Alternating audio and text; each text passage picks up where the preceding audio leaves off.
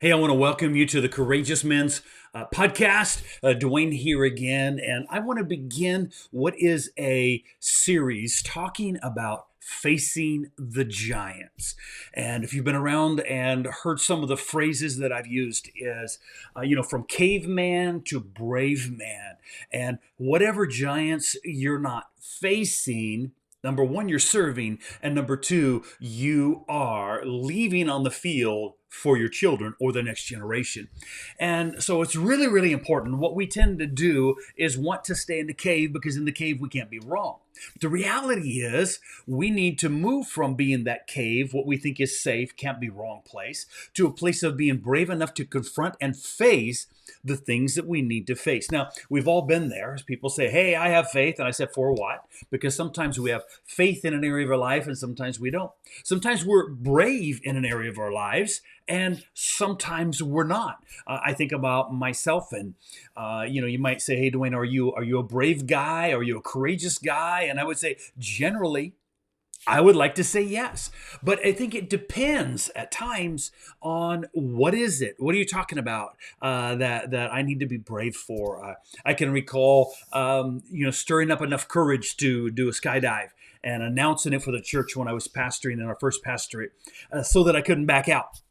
And a bunch of folks signed up that day, including my mom. So now I can't back out. And I remember being just absolutely scared. The term is scared to death. I was like, oh my Lord, I'm really going to do this. And I remember what it felt like hanging my feet outside of that plane, the big door open, feet hanging out at 13,000 feet. And all of my emotions are just in overload.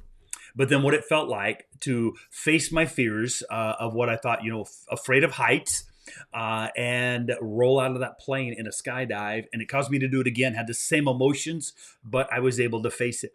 And yet at the same time, you would say, maybe there have been times I would rather go skydive than have the conversation I need with my wife or with someone, and I've had to, through the years, learn how to move from cave to brave, learn how to face that giant so that I'm not serving that giant. So whatever it is we're not facing, we end up serving some way, right? If there's a chore, there's a job that needs to get done, but we aren't getting it done, or we feel like it's beyond us, and so we ignore it and we put other things in front of it, yet all the time we're serving it with our mind. It's on our mind. It's robbing our peace. And we know it's telling us, you're not quite the guy that you say you are, right? And you're having that internal dialogue because you're not facing what you need to face. We all have that. I also recall our first home. And I remember when we bought this home, planned on like a 5-year remodel. Ha ha ha. That's funny, right? The whole place needed to be remodeled. And little by little, I began to fix the house. And room by room, I began to fix the house. I remember even rewiring the house, roofing the house, new sheetrock, new flooring. But one room in the house I constantly avoided. And it was a giant to me that I wasn't facing. It was something that I felt like it is bigger than me. And of course, and that's one of the favorite rooms in the house for women, or many women would say, that's our favorite room in the house. And you know what it is. Now it's the kitchen. And so the kitchen was the one that was like, in my head, it was too much. It became a giant. And I avoided it for so long. I get to this room and then other little projects, and little by little we're fixing the house until my wife, in frustration, one day said, "Why are you avoiding the kitchen?" And I remember saying, okay, I got to fess up why. And sometimes we're not even aware. Our internal dialogue, or ignoring completely, we're unaware of why we're not facing what we're facing.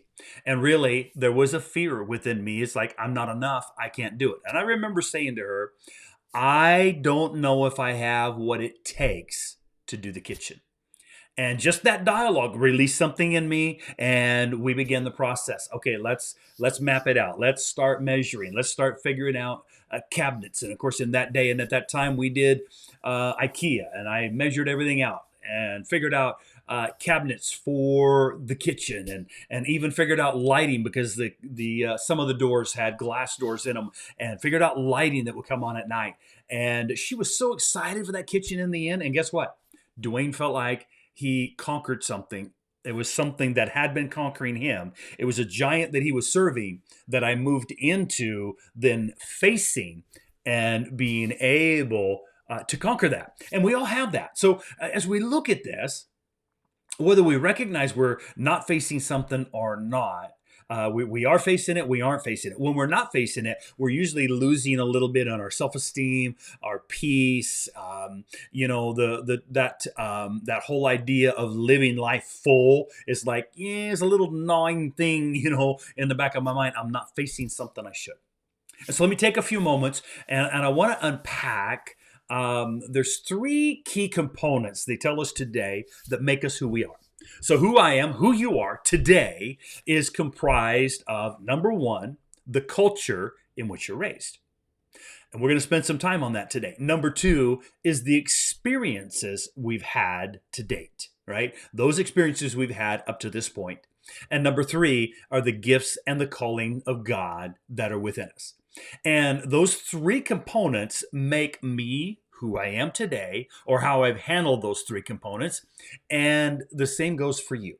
And so today I want to talk for a few moments here about the culture in which we are raised. So the idea is normal. First, let's understand this. Normal is a setting on a dryer. Every family has its idiosyncrasies, its distinctions, and its dysfunctions, okay? Big or small, we've all come out of situations where we say, man, I love that, tolerated that, hated that, right? And so we understand that. So let's just level the playing field there and say the culture in which we were raised had some amazing components, maybe, or maybe it's one where you can't remember a good thought and you say, man, it was just all difficulty. Hopefully not. But even if we had, hey, great childhood, some great things, I had some amazing things, but I could also recognize there were some cultures that shaped me. And for years, I was reproducing the cultures I didn't like because I wasn't aware of how they had shaped me. Now, that is where we find several places in the Old Testament. Exodus, Deuteronomy are two portions that come to mind that talks about generational blessings and generational cursings. We have a propensity in the human nature to reproduce the culture of origin. So the reality is, I have a tendency to be not just genetically, right, to somewhat look like mom and or dad, but you have also the genetic tendency to reproduce even the things that you would say, I didn't really like that. That wasn't a pleasant. I didn't really want to reproduce that. And then we end up doing it. And so we understand that first we got to be aware, right? Acts chapter 20, verse 28. It says, take heed to yourself, self-aware, take heed to yourself and to the flock of God in which God has made you overseer. So it's literally saying before, even as a leader in the church, you take heed to yourself before you take heed to the flock. And so I like to say it in this way, leaders are self-aware, but they aren't self-absorbed. So whatever you're not aware of, you're going to reproduce. So the reality is, take a moment and think about what was that culture like? How would I describe that culture in which I was raised? Is that a culture of peace, or was it a culture of chaos? Was it a culture of protection, or was it a culture of exposure? Was it a culture that was open and could have conversations and resolve conflict? Was that culture, in other words, a fight culture or a flight culture, which, by the way, are two extremes or two ditches on the road to success? Was that culture an angry or silent when it came to conflict kind of a culture? Was it a yelling culture? And begin to think about in your own life, okay, what was I raised like?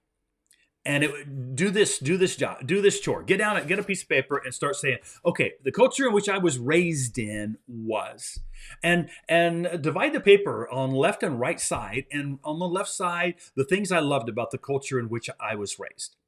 And then on the right side, the things that I didn't like or were negative. They came across negative to me. It was a negative experience for me, the things I didn't like. And then on the bottom of the page, begin to say, what is the culture I'm in now? You'll be really surprised. Okay, here's the things I didn't want to reproduce. And yet, if I'm unaware of them, I am reproducing. See, because when we're unaware, the propensity genetically, human nature is we reproduce whatever we knew as normal, right? That setting on a dryer. And so we got to understand that you've got to be aware of it. That's number one. And then you got to be willing to face it. Being aware of it is one thing. Okay. But if I never face it, I'm still going to, in some way, shape, or form, I am going to reproduce it. And so the reality is God's plan for humankind, God's plan for you and I is that each generation gets better, each generation more refined and figuring things out. But when woundedness, when difficult cultures, when dysfunctions we aren't aware of them, right? Then what we do is we reproduce them and then we pass them on to the next generation. Statistically, and you may not be the statistic, I bet some people get angry with me when I quote it, but statistically, if we have been abused, our tendency, our propensity is to abuse.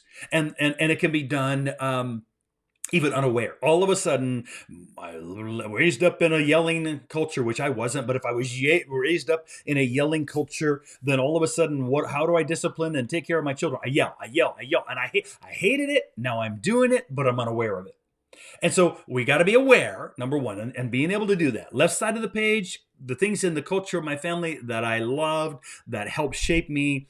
The right side of the page, what were the things in the culture that were negative, were difficult, that I didn't like and don't want to reproduce? Then at the bottom of the page, what is the culture like in my family?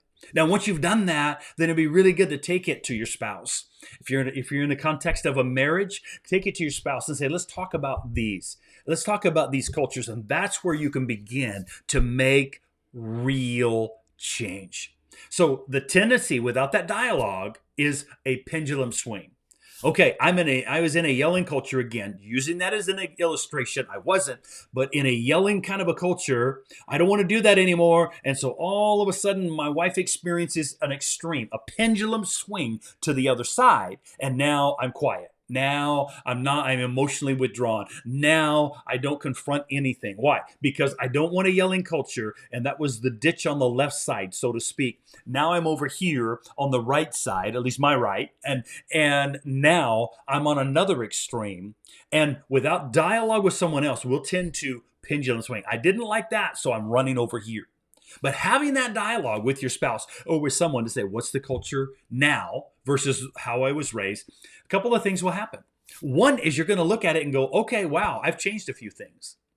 Very likely. And then another thing is you're going to go, wow, that's some cultural things that I really didn't want to bring into this family now of origin.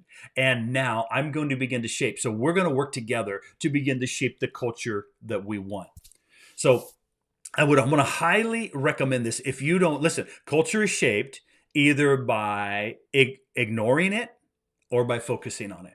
So you're going to get a culture one way or another. And so the culture you want, you need to say, I want to shape it. I want a culture of acceptance. So for my wife and we just said, you know what? Let's talk about our two family of origin. We did this years ago. What are the things we want to kill, and what are the things that we want to reproduce? And we sat down together and we begin to map that out. And so now we have dialogue, we have conversations we need to have. We work to solve conflict biblically and well.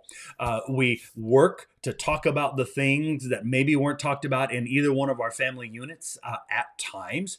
And so we face the culture. That doesn't mean everything's bad about the family. Okay, so that's not the case. The case is each generation gets better.